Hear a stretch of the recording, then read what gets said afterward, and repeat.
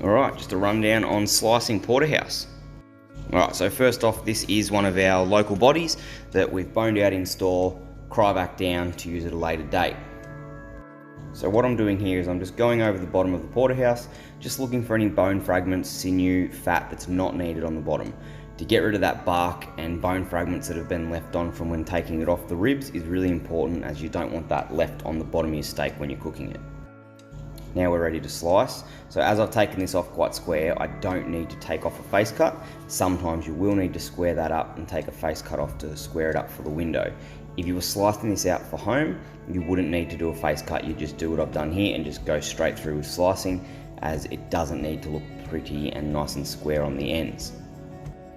And as I get to the end, I'll take a face cut off the opposite end just to clear off and square it up. As you can see there, it wasn't an even steak.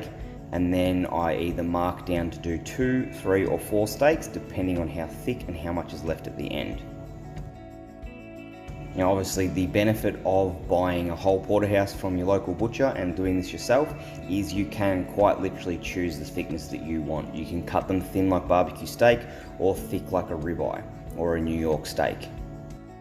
Or alternatively, as we get a lot in store, we have people come in and purchase a whole porterhouse of scotch and get us to slice in store for them to their desired thickness, whether that be like we've done here or a thin barbecue steak.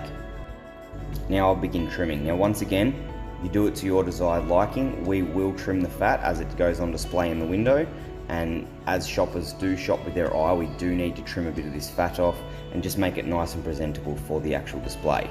If you're doing this at home, you can just leave all that fat on, as I know a lot of people do like the fat left on to let it render down when they sear it on the barbecue or frying pan.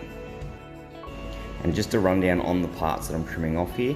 So as I go along the back fat itself, which is just fat, which can be left on, I would say it's quite important to take off the little corner, off the back top corner there, which does have a little bit of paddywhack, which is quite thick, chewy sinew.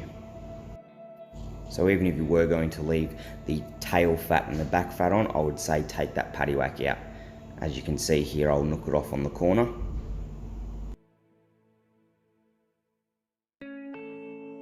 Now I did mention the tail before, and that's what I'm cutting right now. In case you didn't know what the tail was, that is the tail of the steak on a porterhouse, and also a T-bone and a scotch. If you're in a restaurant, you probably would have heard it being called the chain rather than a tail, but they are the same thing.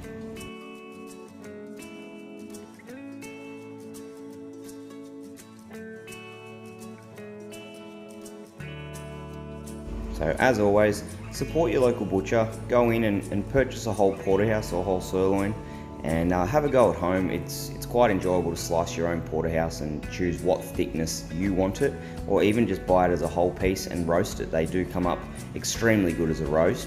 It's not the cheapest way to go about it, but you definitely won't have any complaints if you have a dinner party with a whole roast porterhouse.